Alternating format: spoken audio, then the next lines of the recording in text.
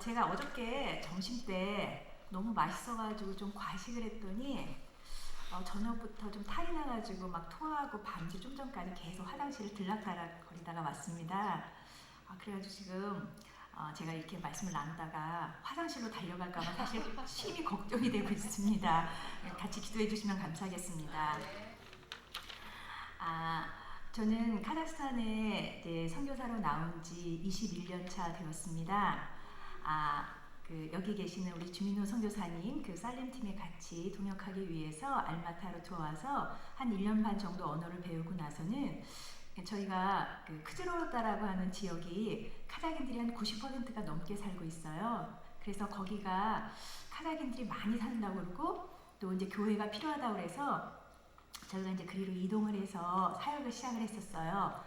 근데 그 당시에 그래서 저희 이제 남편은 NGO로 이제 그 사역을 하면서 컴퓨터도 가르치고 언어도 가르치고 또 이제 뭐 정부와 관련돼 가지고 뭐 도와줄 일 있으면 같이 돕고 저는 이제 국립대학에서 한국어를 가르쳤었거든요. 근데 그러면서 이제 저희가 선교사 신분으로 간 게 아니니까 이제 몰래 전도해가지고 이제 저희 집에서는 이제 모임을 이제 시작하면서 이제 매일이 이제 이렇게 현지인들하고 이렇게 지내고 있었어요. 근데 이제 저희가 해외 첫 연초가 되면 3일씩 이제 기도하면서 이제 주님 앞에 이제 이렇게 엎드려 있었는데 그 해에 이제 주님이 기도하는 가운데 저한테 너는 가정으로 돌아가라 그 말씀을 하셨어요. 그래서 제가 이게 무슨 말씀이지? 왜 나에게 가정으로 돌아가라 그럴까? 근데 그 당시에 저는 이제 대학에서 한국어 수업을 참 많이 가르치고 있었어요. 왜냐면 제가 제일 그 한국어 수업에서 그 수업 분량이 제일 많았기 때문에 그래서 제 역할이 좀 많았고 그리고 집에서는 또 이제 계속 사람들을 데리고 밥 먹이면서 이렇게 말씀 나누고 그래야 되니까 사실 시간이 없잖아요.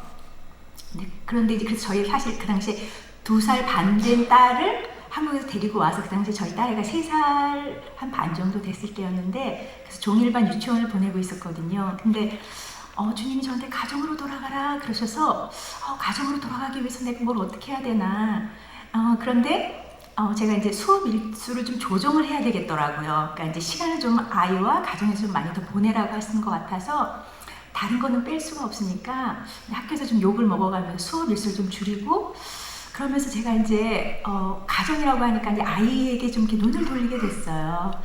근데 저희가 크즈로다에 가서 사역을 하기 시작하고 나서부터의 어떤 시간들이 저희가 너무 이제 몰래 사역을 하니까 긴장도 많고 사역도 많고 바쁘고 하니까 제가 아이를 유치원에 맡겨놓고 돌보지를 못하고 있었더라고요. 그리고 집에는 늘 사람들이 이제 몰래 이렇게 북적대니까 근데 그 상태에서 이렇게 아이를 들여다보니까 아이가 외로움과 두려움, 상처 이런 것 때문에 아이가 너무 이렇게 안으로 이렇게 위축되고 병들어 있는 걸 보게 됐어요.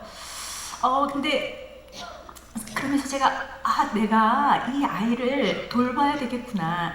근데 그런 과정 속에서 제가 알게 됐던 게 처음에 주님이 가정으로 돌아가라고 하셨을 때 저는 그게 참 싫었어요. 주님 저는 선교사인데 사역을 해야죠. 이 카자흐인들을 위해서 열심히 복음을 전하고 열심히 생명을 다 바쳐서 근데 가정으로 돌아가면 어떻게 해요? 우선순위가 그랬을 때 주님이 너는 알지 못하는 그 누군가를 위해서 너의 생명을, 너의 시간을, 너의 모든 것들을 드린다고 하면서 너의 가장 가까이 있는 너의 사랑하는 딸을 위해서는 너를 들여 헌신하는 것이 어렵냐. 그러면서 주님이 저에게 먼저 이 아이를 위해서 죽는 것을 배워라 그러시더라고요. 근데 저는 그 말씀을 들을 때 제가 깨달았어. 나는 사역을 나의 성취와 나의 즐거움을 위해서 하고 있구나. 그러면서 사실 이제 제가 이제 가정에서 아이를 이제 돌보면서 이제 사역을 이제 균형을 맞춰가기 시작을 했는데 그러면서 이제 아이의 필요를 보면서 아이를 이제 치료하고 돕는 그걸로 들어가려고 하는데 안 되는 거예요. 왜냐면 아이는 많이 상해 있었고 그리고 그 상황 속에서 막 가시가 막 나오는데 이 아이를 도울 수 있는 내 안에 있는 힘이 없는 걸 알았어요. 그러면서 보게 된 게 내가 얘를 도울 수가 없구나. 나도 너무 상처가 많고 나도 많이 병들어 있어서 이 아이를 품어내면서 도울 수 없는 상태라는 걸 알았어요. 그러면서 왜냐면 사실 저는 이제 저희 아버지가 알코올 중독이셨고 성품이 되게 괴팍하시고 뭔가 이렇게 일을 성실하게 하시기보다는 뭔가 이렇게 한 건 해가지고 뭔가 이렇게 하겠다고 하시면서 돈을 갖다 집에서 맨날 쓰시고 집에 문제가 참 많았거든요. 그러니까 그 속에서 제가 자랐기 때문에 주님이 참 많이 저를 만져주셨다고는 했지만 여전히 제 안에 많은 문제가 있다는 걸 알게 됐어요. 그러면서 이 아이를 돕기 위해서 제 문제를 보게 되니까 이 아이를 도우려면 제 문제를 고쳐야 되겠더라고요. 그래서 또 저는 이제 제 문제를 보여주시면 주님 앞에 나가서 그걸 놓고 기도하면서 씨름을 하고 하나의 문제를 풀어주시면 그걸 갖고 또 이 아이와 함께 또 대화하고 기도하고 얘기하고 이런 시간들을 이제 오랜 시간을 거쳐서 사역을 하면서도 이 아이와 함께 보내게 됐어요. 그런데 제가 이렇게 제 자신을 이제 놓고 하나님 앞에 계속 제 문제를 해결하려고 하면서 제 자신을 깊이 깨닫게 되는 게 뭐냐면 나는 굉장히 율법주의자구나. 그래서 율법적인 요구가 내 안에는 너무 많고 내 안에는 그 기준이 너무 높구나. 그리고 그러다 보니까 내 안에 나를 정죄도 많이 하고 나를 용납하지 않는 게 너무 많구나. 그리고 내 안에 그런 늘 불만스럽고 용납하지 못하는 것이 많으니까 내가 내 자녀나 내 남편이나 또 내가 만난 사람들을 잘 용납하지 못하고 있구나.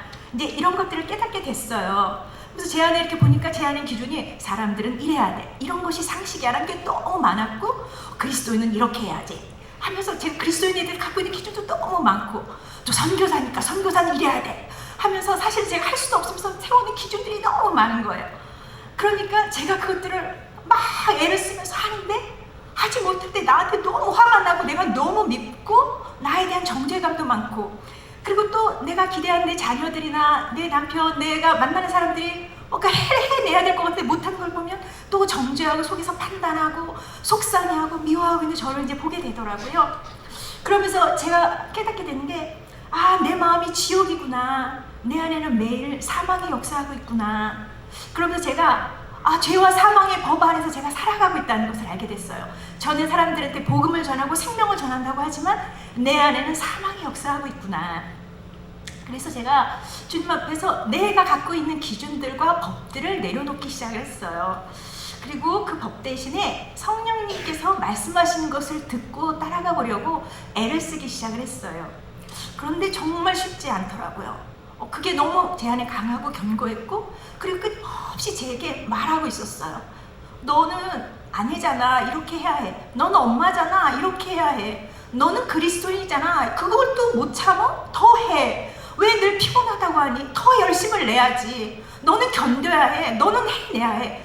끊임없이 제 안에 제가 하는 것에 대해서 못마땅해 하면서 끊임없이 왜 그것밖에 못하느냐? 더 못하느냐? 이런 소리가 끊임없이 제 귓가에 들리는 거예요. 그래서 어느 날은 제가 혼자서 저를 향해서 막 소리 들었어요. 정말 조용히 좀 해라. 왜 이렇게 나에게 시끄럽게 하니? 나는 할 만큼 하고 있고 더 열심히 내고 있고 최선을 다하고 있는데 너는 어째서 나에게 계속해서 더 잘하라고 하니? 나 노력하고 있어. 왜 그렇게 자꾸 소리를 지르는 거야? 하면서 제가 나 안에서 들리는 소리를 향해 막 소리 지른 적도 있어요. 그런데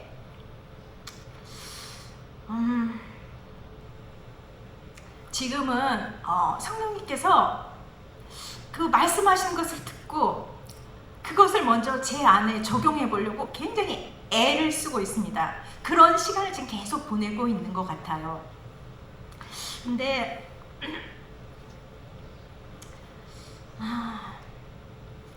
참 성령의 법은 참 제가 이제 그러면서 제 기준이 아니라 성령님이 저에게 말씀하신 것들을 듣고 따라서 그것들을 이제 반응해보고 그것들을 받으려고 이제 하다 보니까 참 성령의 법은 참 특이하다는 것들을 알게 됐어요. 성령의 법은 정말 부드럽고 따뜻하더라고요. 저는 관계가 이제 불편해지는 걸 사실 되게 좋아하지 않고 좀 많이 두려워하고 이제 거절당하는 것 때문에 그런 이제 두려움이 있는데 한 번은 또 이제 우리 그 동역하시는 분하고 이제 이런 갈등이 있게 됐어요. 그러면서 이제 좀 어려운 시간들을 이렇게 보내게 되는데 근데 굉장히 우울해지고 마음이 막 낙심이 되더라고요. 근데 그러면서 제 안에 그 문제를 놓고 계속 이제 기도를 하면서 제가 알게 되는 게 저는 나한테 제일 많이 화가 나 있는 거예요. 너는 왜 그거밖에 못해? 말을 좀 더 지혜롭게 잘할 순 없니? 너는 조금 더 성숙하게 할 순 없니? 너는 왜 그렇게밖에 못하냐? 그래서 제 자신에 대해서 화가 나니까 그 주님과의 관계가 굉장히 어려워지더라고요. 그러니까 주님의 말씀이 안 들리는 거예요. 그냥 계속 이렇게 우울하고 힘들고. 근데 이제 주님께 그걸 가지고 이제 계속 나아가는데 주님은 그렇게 말씀하시는 거예요. 괜찮아. 너도 인간인데 어떻게 다 잘할 수가 있냐. 그럴 수도 있는 거지. 그럴 수도 있는 거야 라고 말씀해 주시더라고요. 근데 그 소리는 너무 부드럽고 또 너무 따뜻했어요. 또 그 주님의 그 성령의 법은 우리가 한낱 인생이라는 것들에 대해서 너무 잘 아시는 음성이시더라고요. 그러니까 사실 저는 항상 이 선교사는 무슨 극기 훈련하듯이 살아가야 된다는 그런 생각이 있었던 것 같아요. 이전에 저희 이제 저희를 파송해 주신 이제 저희 교회 담임 목사님께서 이제 연세가 이제 지금은 이제 연세가 너무 많으시지만 원로 목사님 되셔서, 근데 그 목사님께서 저희를 이렇게 보내실 때도 그런 얘기했어요. 그 선교사들은 뭐 어떤 선교사님 얘기하면서 그 조그만 방에서 우글우글하면서 주님을 위해서 막 헌신을 해야 되면서 고생을 엄청 많이 하는 그 개념을 갖고 이제 고생하러 가는구나 막 이러면서 이제 이렇게 보내셨어요. 그러니까 보면은 우리가 갖고 있는 그 기본적인 틀에 선교사는 고생을 해야 해. 그리고 정말 남들은 못하는 고생을 우리가 하는 거다. 그러니까 우리는 인간다운 삶을 사는 것이 아니라 무슨 전투하는 그 부대처럼 그렇게 살아야 한다는 그런 개념이 좀 제 안에 되게 많았던 것 같아요. 그래서 뭐 옷도 사면 안 되고 뭐 꾸며도 뭐 안 되고 뭐 집안에 필요한 것 같은 거는 최선으로 갖다 놓고 살고 뭐 이제 이러고 이제 그런 생각 갖고 이제 사는 거죠. 그런데 참 재밌는 것은 주님은 저에게 너 예쁜데? 좀 꾸미지? 너 그렇게 일만 하면 죽는다. 좀 쉬어라.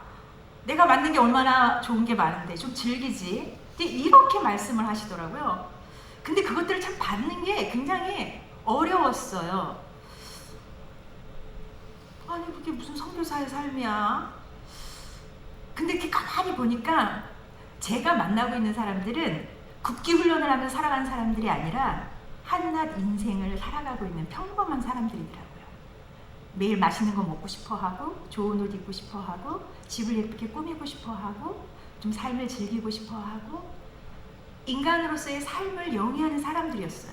그런데 제가 그렇게 살다 보니까 사람들한테서도 그걸 기대하는 거예요. 그러니까 우리 카자흐인들 가운데는 그 밥을 굶거나 밥을 제대로 못 먹어도 집안에 예쁘게 가구를 꾸민다든지 아니면 집을 단장한다든지 이런 게 굉장히 중요해요. 그래서 이렇게 저희가 굉장히 놀랬던 게 아니 뭐 제대로 맨날 뭐 어떤 데 사람들이 그러는 거예요. 계속 제대로 밥을 못 먹고 있다는 거예요, 빵을. 그래가지고 저희가 이제 불쌍하니까 이제 이렇게 헌금 같은 거 하고 막 이렇게 해주잖아요. 근데 그 집에 가보면요, 새로 가구를 바꿨다든지 뭐 그런 갖다 놓는 거. 아니 이 사람들이 지금 정신이 있나 없나, 밥은 제대로 안 먹으면서 이걸 왜 사놓는 거야. 근데 이 사람들의 문화 속에서는 사람들과의 관계 속에서 자신의 체면 문화니까 그런 걸 되게 중요하게 생각해요. 그래서 제대로 밥 안 먹고 맨빵 같은 거 며칠씩 계속 먹어가면서 비싼 옷 같은 거 사가지고 사람들 이렇게 파티 가고 날 때 이렇게 입고 가야 되고 뭐 이런 거. 그러니까 이 가치관이 너무 틀린데 저는 이게 뭔 소리야, 이건 말이 안 되지 이러면서 제 안에는 이 사람들은 틀렸어. 그러면서 이 사람들이 인간으로서 이 사람들 나름대로 살아가는 것들을 이해하거나 받을 수 있는 그게 없는 거예요. 근데 주님은 저에게 그런 우리 인생은 한낱 인생이라는 거, 그리고 그렇게 주님이 그 인생 가운데 우리가 인간으로서 기뻐하고 행복하고 누리며 살아가는 것들을 기뻐한다는 것을 저에게 알게 하시더라고요. 그러면서 제가 조금씩 이제 그것들을 이렇게 받아들이면서 사람들의 삶들을 이해하고 받는 것이 훨씬 쉬워지더라고요. 저희가 이제 예전에 이제 지방 사역할 때 그 교육 이제 할 때 저희 집이 땅집이라고 말해요. 이건 하우스인데 근데 그 거실이 굉장히 큰 다른 데 별채 같은 데 있는데도 거기서 모임을 해야 되니까 본체가 있고 이제 그 별채가 있는 데서 이제 그 집을 구입을 해서 거기서 이제 모임을 하고 생활을 했는데 나중에 들었어요. 저희가 이제 거기를 떠나고 이제 거기 현지 목사가 이제 그 사역을 하고 할 때 나중에 거기 성도였던 우리 이제 그 자매한테 들었어요. 사실 저희가 매년 이제 페인트 칠을 안 하거든요. 근데 여기 현지들은 매년 봄만 되거나 여름 되면 페인트질을 해서 집을 단장을 해요. 맨날 집 단장해, 맨날 집수리하고 그랬거든요. 근데 그 얘기를 하는 거야. 좀 이렇게 친구들이랑 새로운 사람들 좀 자주 많이 데려가고 싶은데 집 데려가기가 창피해요. 집 앞이 깨끗하지가 않다는 거예요. 페인트질 안 해놓으니까. 그 얘기 듣고 깜짝 놀랐어요. 이렇게 틀린데 나는 그냥 전투적으로만 살면 돼. 근데 주님은 그것들을 원하지 않는다는 것들을 제가 깨달았죠. 저희 이제 지금 아들이 고2예요.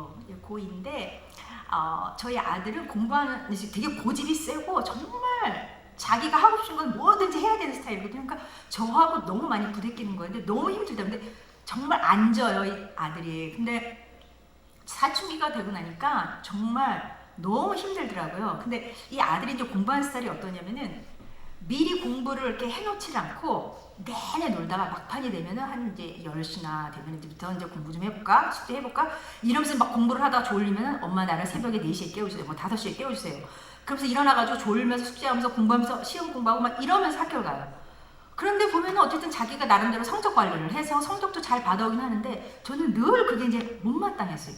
뭐 이렇게 공부를 해? 미리미리 준비도 안 하고. 근데 항상 아침에 이제 시험 보러 가면 그런 거야. 엄마 저 위해서 기도해주세요. 열심히 기도해주세요. 이러고 가는 거야.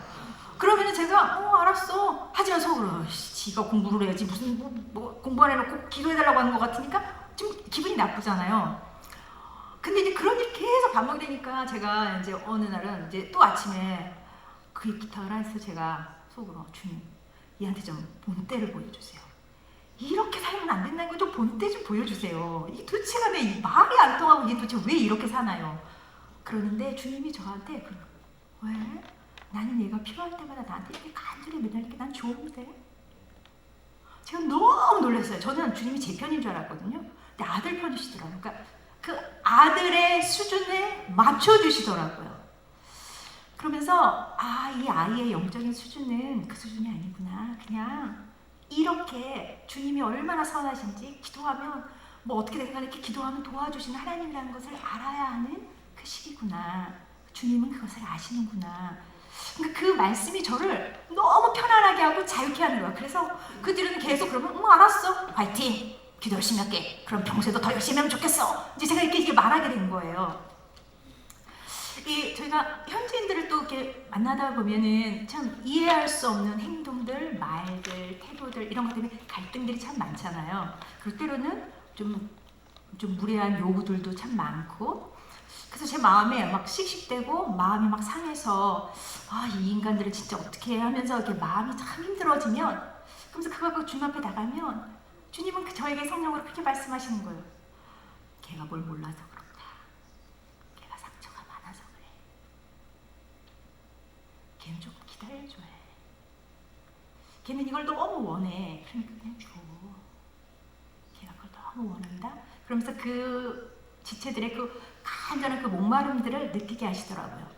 그러면서 제가 성령님은 참 성령님의 법은 참 융통성이 많구나. 참 융통성이 많다. 그리고 각 사람의 입장과 상황에 맞게 주님은 그렇게 우리를 보시는구나. 그렇지만 주님은 어떤 상황에서도 진리를 포기하지 않고 꽉 고수하시는구나. 제가 이제 성령님을 통해서 그것들을 이렇게 배우게 됐어요. 저는 지금도 계속 제 안에 있는 그 법들과 싸우고 있습니다.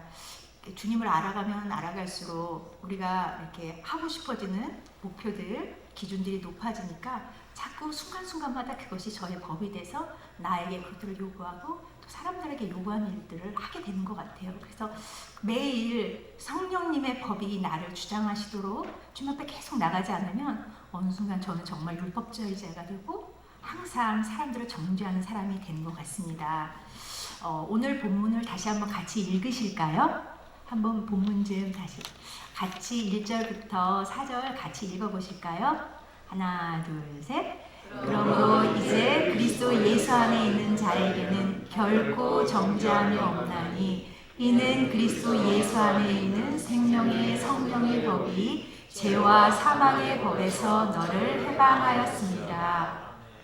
율법이 육신으로 말미암아 연약하여 할 수 없는 그것을 하나님은 하시나니 곧 죄를 인하여 자기 아들을 죄 있는 육신의 모양으로 보내어 육신의 죄를 정하사 육신을 쫓지 않고 그 영을 쫓아 행하는 우리에게 율법의 요구를 이루어지게 하려 하십니다.